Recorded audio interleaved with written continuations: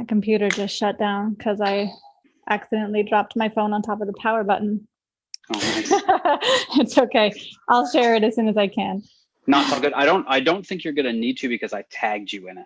Okay, got it. So then now on Facebook, I'm going to view stream on Facebook, and we're probably already talking. They're probably already listening to us. All the people. All the people. Because there's like this delay. And so, yeah. All right, we're here. Got it. We're here. What's going on? Hey, Natalie, thanks for coming out with me today. You're welcome. Thanks for having me. And Theo. Of course. Hi, Theo. Say hi, buddy. I give you a little bit of background as well as anybody that may be watching us right now. My buddy Justin and I started doing these videos every Monday, probably about 5 or 6 weeks ago. And Dustin's one of my best friends, and him and I just always have really cool conversations. We end up talking anywhere from substance abuse to the multiverse to, Elon Musk. Like, we just have really cool conversations, and we're always really excited to talk to each other. So we just made I was considering having him on the podcast. And so when I ended up going the direction that I did with the podcast, and I was like, hey, I'm not going to have you on because I'm doing this other thing. Then I was like, why don't we just do a weekly Facebook Live video and we'll just talk about whatever comes up. And so his idea was do weird shit is our hashtag. And it's just kind of like the weird stuff that we do, or the stuff that perhaps you and I think is normal that other people may think is weird. Right. So it's just kind of like whatever we get into, we get into. And so as you can hear Charlie downstairs screaming, and yeah, let's do it. Awesome. So what do you, so what's going on for you? How you been? What do you want to get into today? Oh man. Probably as good as anything is what's been going on. Right. And I feel like I've been going through a lot in the last few weeks.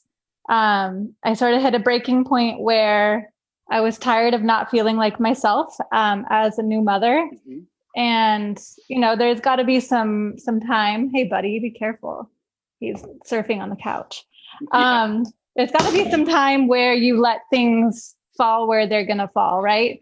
Yes. And just learn to be a new parent, as you are learning right now with a second child. Yes, for sure. Yeah. 100%. And then after a waiting period and just kind of an open, see what happens, you've got to come back to yourself, or else you are not yourself any longer. This is, man, I want to tell a story, because everybody's watching right now. I want to tell you what happened day before yesterday. Go for it. I'm not proud of this, yet this is like a challenging thing for me. So Pippin, my second daughter, is 28 days old today. And you've had Charlie at your house, and you understand how intense my toddler can be. And she has been acting out for, that's the best way I can describe her acting out. And she's hit Pippin in the face pretty hard about 6. Oh. So day before yesterday, let me see if this internet connection is little. Okay, there we go. I'm laying in our room, Pippin's on my chest, and I feel like it's okay. I'm holding my daughter. Uh-oh. Charlie comes in. You're still there? I'm still here. I accidentally turned on our webinar. Oh, got it. Okay. Charlie comes in the room. I'm holding Pippin like this. Charlie comes over, and she slaps Pippin right in the face when she's on my chest. Oh. And just reactively, before I even knew what had happened, I reactively smacked her back and knocked my 2.5-year-old on her butt, like right there. Oh my gosh. Yeah. And then I'm looking at Charlie. She's looking at me. Both of us are like this look of shock. And McCare walks in, it was like she hits Pippin. I smack Charlie. McCare walks in. I'm like, I just smacked my daughter. And so it's just kind of like that. What do you do? Do you just kind of let it go, or you're probably the 7th adult that I've told this story to, because it's just, what do you do? It's not one that you're proud of. No, it's not one that you're proud of, but I think it's important to share. Yeah. It's a real moment. Yeah. It's a real parenting moment. Yeah. Yeah. And so it's just, so that's as far as letting stuff go. And so it's I feel bad that I slapped her, but at the same time, it wasn't necessarily intentional. Like it just happened. It was like, it was so fast. And it was, if I would have had I don't know. So I don't even really know. Like I'm just telling that story just to tell it. And it's just, I think probably people will find a lot of value in it because that kind of transparency is necessary. I think so often everyone's walking around trying to pretend like they have never hit their toddler. Yeah. Not that I condone hitting toddlers, but no, neither do I. I don't condone it at all. Right. When you've got an infant, like a brand new baby on your chest, and anyone comes up and smacks their face, there's going to be a reaction, especially when you're sleep deprived, as I imagine you have been for a few years. For a few years. Yeah, for sure. Yeah. And I think that's one of those things where, tell the story, because in telling the story, you are releasing that shame. You're letting go of it so that you're not considering yourself to be an abuser, right? Yeah, exactly. Like, I don't consider that at all. And the funny thing is that it's like, I don't feel guilty for hitting her. I actually kind of feel guilty for not feeling worse about it because I know it was so reactive, because I know it was just a protection instinct. Right. And so it's just like, but at the same time, it's like, oh man, I completely slapped Charlie. So it's just, that's like the thing. So it's like this weird tug between, I know that this was okay, yet on the other side, this is absolutely not okay. Right. And so really like the big conversation between McCare and I, it's like, man, this has happened a half dozen times. Like, what do we do? We don't want to spank our child. Right. Like, what's the proper thing to do in that situation with your baby girl when she's, bullying your brand new baby girl? So I don't know. It is this for sure. Now there's like 5 or 6 people that are like absolutely been there, done that, like on our feed right now. So I appreciate everybody weighing in on that. So yeah. Yeah, I think more than anything is like you've been working through is letting it go within yourself, and then figuring out how to help Charlie feel special in her new role, because things did just really turn upside down for her. We've been thinking about it, like at the bottom line, we understand now what it is, because for Charlie, for the last 2.5 years, she's been the forefront of the attention. And, she's had her mother ripped from her more or less. And it's like the baby was born. It's like, all right, Charlie, you're hanging out with dad for 4 straight weeks and we're going outside and mom is somewhere else with this alien being. Right. So we understand that, yet it's just, man, this is, I think I thought, like, moving into this, you always assume what the challenge is going to be. It's like, oh, the baby's going to be up all night. She's going to be feeding. She's going to be awake all the time. And she's actually been completely cool. She's asleep 90% of the time. The hardest part has been navigating the child that we've had for 2 years and 4 months. That's been the hardest part. Yeah. That's been the hardest part for sure. I could see that. I found that the hardest part of becoming a mother to a baby was having the stepchild that goes with it. Becoming a stepmother of a teenager and working through all of those problems. Sure. And so it is funny, like you're saying, that the problems that you are anticipating and like, okay, I can handle this. It's going to be hard, but I've got it. I've got a lot of strategies. I'm cool. Yeah. For sure. That ends up being something else that you end up working through. What's up, Theo? Come on the video. You want to say hi? What's up? What's some stuff that you've been kind of wanting to let go or struggling with letting go of? What do you want to say to everyone? What do you think? Our viewers just tripled. He's a really handsome guy. Yeah, he is. Theo? Yeah. Can you wave and say hi? Hi, everybody. Yeah, so let's see. Where do we go from there? Yeah, Sean's asked, he asks, what's he asked? Let me move this out of the way. Sean had a question. He's saying, I have a stepfather and I appreciate him more than I did my own bio father, so no need to fear that. Yeah. That's great. That's super great. So, and McCare's a stepmother as well, and I know that that's been a big challenge because Andrew moved here a little less than 3 years ago. And that's been that's been a definite challenge for us navigating that, and kind of brought a lot of her traumas and my traumas as well to the surface about like what's the right answer in a lot of things. Totally. You know, having our own judgments about support and where it should come from and where it's not coming from and all these other things. And you're totally fine. And it does. I think jumping into having a teenager when you did not give birth to that teenager and you haven't been there the whole time, it does bring a lot to surface regarding your own shadows. And I wasn't ready for that. I guess I really didn't foresee that coming. Or else I probably would have planned better in terms of having a child at the same time. So if you would have been able to plan better, what would you have missed out on though? Does that make sense? Oh yeah, no, that makes perfect sense because as difficult as the teenager can be, he's an incredible big brother. Andrew's an amazing big brother too. He's an absolute blessing.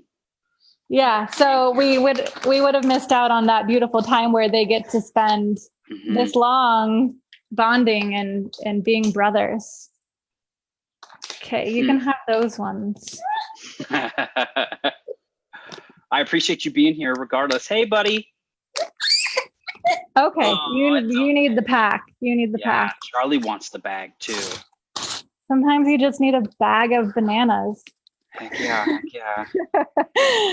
Oh, it's too funny. Yeah. So, like I was saying before, I've come to the point now where we've worked so long on the balance of having children, and I'm like, all right, it's time for me to work on the balance of being myself again.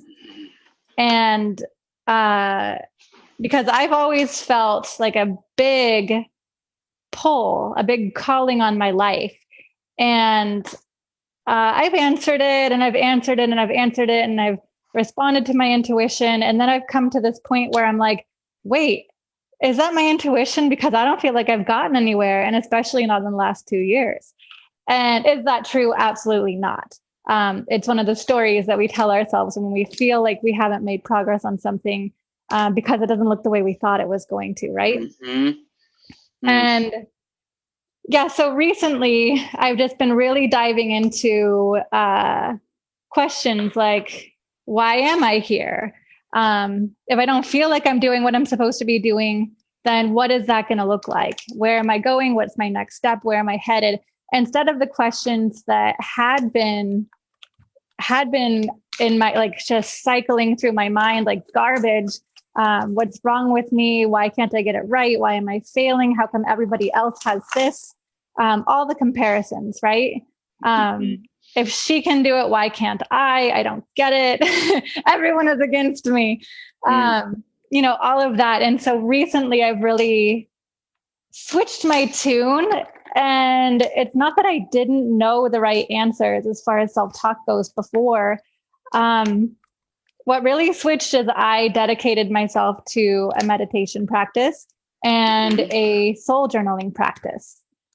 And in order to just get really clear and decidedly listen to my intuition.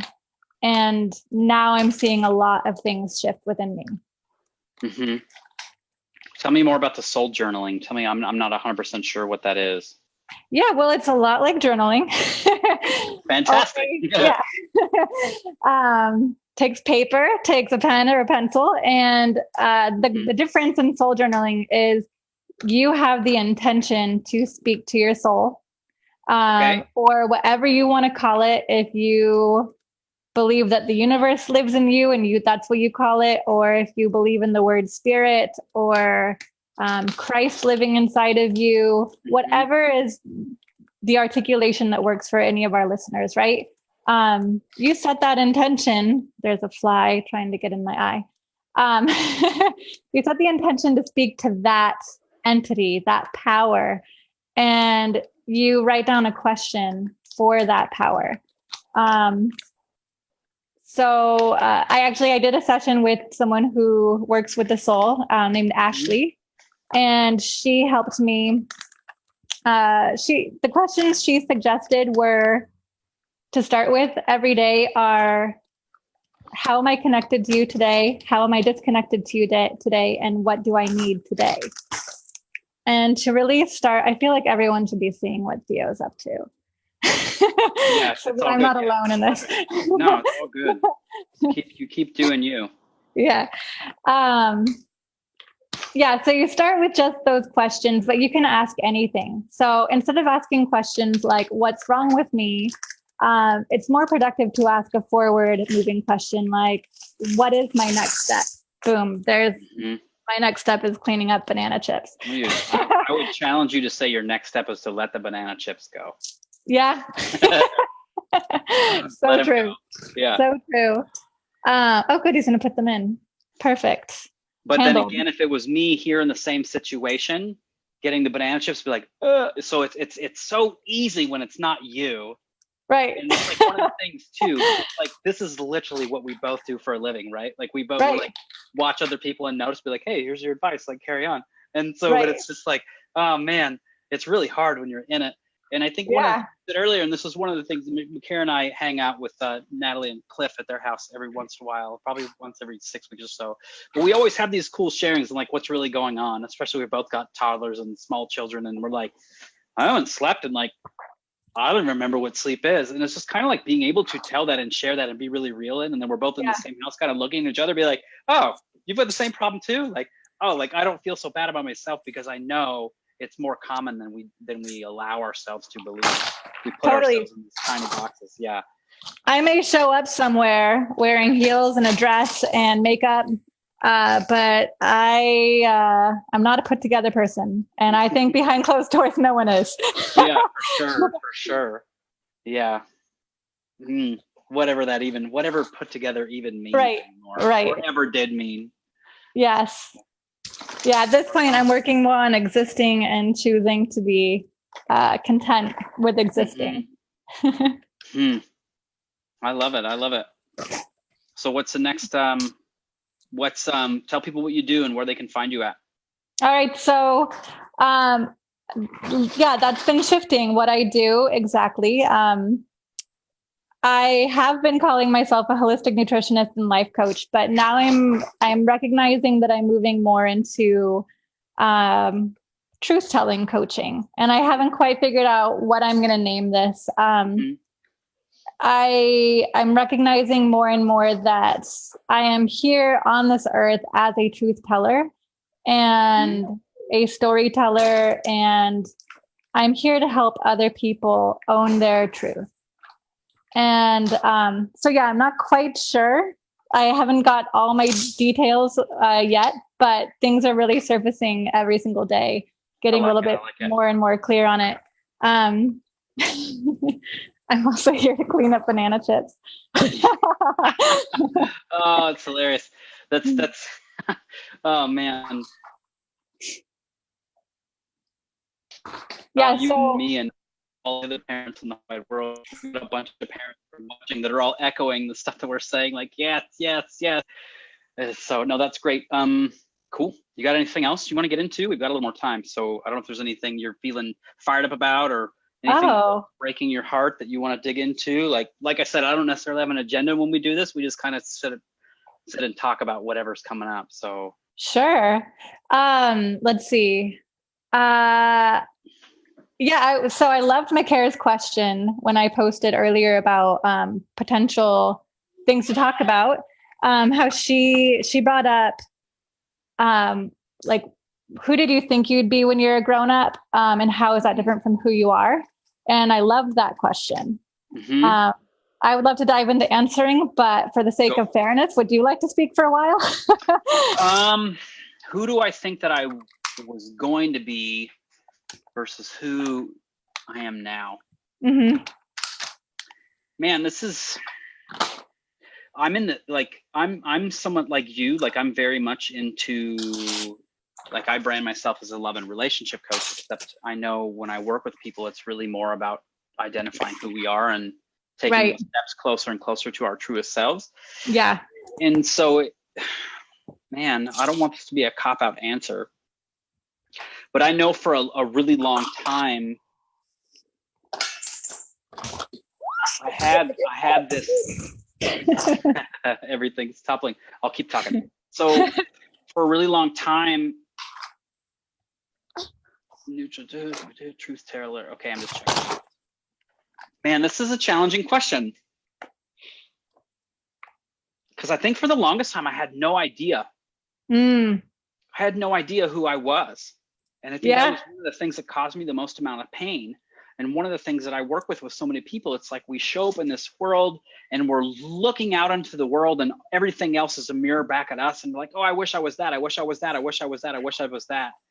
And so for a really long time, I wanted to be a professional hockey player. I wanted to be a command master chief in the Navy. I wanted to be, you know, single. I wanted to not be divorced, to like all these things that these labels we attach ourselves to. Right. And so now the thing that I am today that is probably the most surprising is that I'm in a space where I allow it to flow from day to day and not be overtly attached to any specific item or label or thing like that. And when I realized that I have been labeling myself for a minute, an hour, a day, or a year, I do my best to gently and lovingly let that go. Yeah. So, whereas back in the day, I used to hold on to everything. I used to be very, very good in past relationships at keeping tabs on everything that was said or done, so that when the arguments came up, I had all the evidence to be like, nope, I'm winning. I'm going to destroy you. That was my big thing. And I think just being able to, because if I didn't keep a track on that stuff, then everybody was going to realize how badly I sucked. Oh. Or what or how little I actually knew about everything.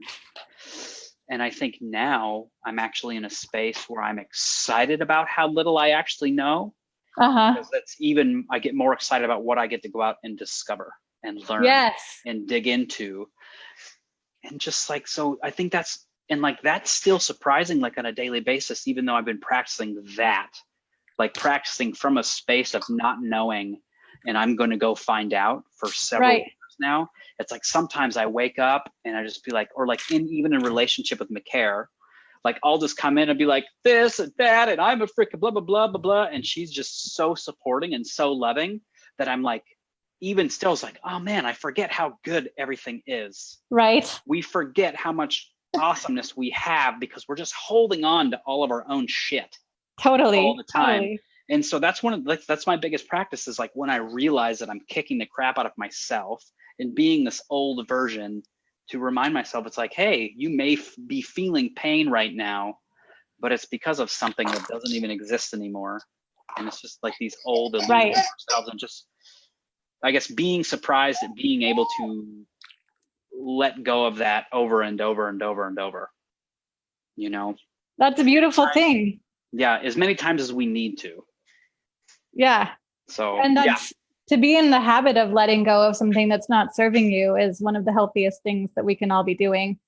And if anyone's out there saying, I let go of everything all the time and I'm so good at that, I would ask you to question that. Yeah. It's what, go ahead. Oh yeah, I think that's something that everyone can relate to if we let our wall drop. If we let our wall drop, yeah, for sure. Mm-hmm. I think we've talked about this specifically, but I think if we all made a list of all the things that we want in our life, and then we made another list of all the stuff we don't want in our life, and we compared them side by side to any other person's lists, you would find the majority of you'd find similarities on the list. Absolutely. Similarities, and then in the stuff you don't want, the same thing. It'd be much, much more similarities than there are differences, regardless of what intersection you came from. You know? And so I just believe that so much. Yeah. In the end, what is it that we all want? We want to feel connected. Mm-hmm. We want our children to not nosedive off the sofa. Okay. Yeah, we want to feel connected. We want to know love. We want to feel loved. Yeah, we want to feel seen and heard and valued. Mm-hmm. And we want to be comfortable and know where we're going to sleep and what we're going to eat. Hi, Theo. You want to say hi? You trying to say hi? Ooh, how about some water? Right on. Yay, tasty water. I even got him toilet paper that I offered for him to just destroy. And I don't know why this is not appealing right now. It's appealing the rest of the time. The thing about cell phones that I heard most recently that's like, okay, that makes sense, is that they see us looking into them, and they're looking to us for guidance of what's important, and they just believe that whatever's inside that screen is the most important thing ever. So that's true. Started this yesterday. If we're home and we're not in a different room, like sealed off from somebody else, we started putting our phones in the basket by the front door. So that's great. None of us are going towards it. It's something we want to do, because if Charlie sees it, she's like, and she just walks so bad. I have to have it. I have to have it. And she has to have it because it appears that we have to have it too. So yeah, so we're doing our best to let go of our need to be on these things all the time. So, but it's a challenge, because this is also how we do our business. Work. Right. Yeah, that's also how we work. So it's a very delicate balance. Right. I've been going through that as well, and doing what I can to just not be on it as frequently as I was. Part of my mindfulness, I shouldn't say new, but I revamped current mindfulness practice, is just allowing for more quiet. Yes. Admitting to myself when I am legitimately working and when I'm not. Oh, Theo, hey buddy, I have an idea. Why don't we stack some blocks? Come here. Right on. Here, buddy. Here, buddy. As you're getting ready to stack blocks, we're usually only on here for about a half hour anyways, so we can sign off here, and then we can do this again sometime if you like. This was fun. This was fun. Yeah. Do you have any last minute questions, comments, or whoever for we actually had a decent amount of viewers today. I'm pretty stoked. That's great. That's great. So anything else you want to say before we sign off? Okay. Can you still hear me? Theo just took my... Yep, I can. Okay. Anything else I want to say would be, I challenge our listeners to really evaluate how much time they're spending on their phones that is not necessary to their work, or communicate with friends, and do what they can to leave their phone in another room more often. And if someone is like socially upset that they didn't get a response fast enough, question whether or not that friend understands you being in the present moment. Yeah, it doesn't understand that people have priorities of their own. Right on, Natalie. I think it's really awesome that you jumped in here today. Normally I'm on here with my great friend Dustin Moon. He had some more important plans, just kind of what you're saying. He had something else come up that was more priority. I need this. To make decisions to move into that space. It's all good. It's all good. Can you still hear me? Now I can. Yay. It's all good. I'll be quick. So Natalie was brave enough to jump on here in his stead, even with her baby. Thank you for those who watched. His family is so important to me, so I'm completely cool that he's here, and the cell phone falling over and the disconnection of headphones, I think, is just part of normal life. So for everybody watching at this is real life. I appreciate you all being here. If you have any questions for me or Natalie, you can click on her name. She's tagged in this video. You can click on mine. Please comment on this video or send a message to either of us about more of the work we do, or send an email to me at ryan@ryantrauma.com, and we will talk to you guys later. I've enjoyed being here. Thank you. For sure. Bye.